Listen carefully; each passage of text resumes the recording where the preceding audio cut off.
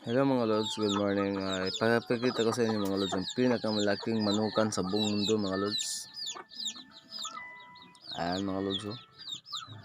Yun. Sa dulo mga lods, eh. Umabot na naman ng 300 piraso naman yung mga manok ko dito mga lods, eh.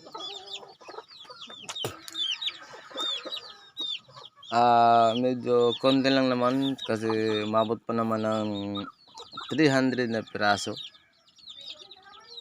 Pili lang kayo mga lods. Medyo pa doon sa dulo mga lods, eh. Ayun. Ito pala yung pinakabinata namin mga lods. Ayan mga lods.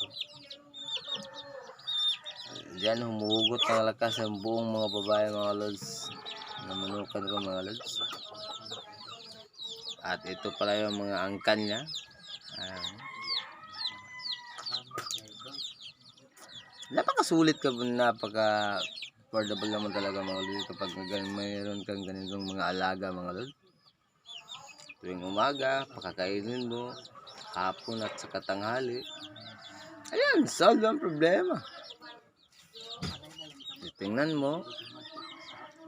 Ayan. Diba? So hanggang dito na lang mga lods, and thank you for watching and God bless. Please share, follow and videos.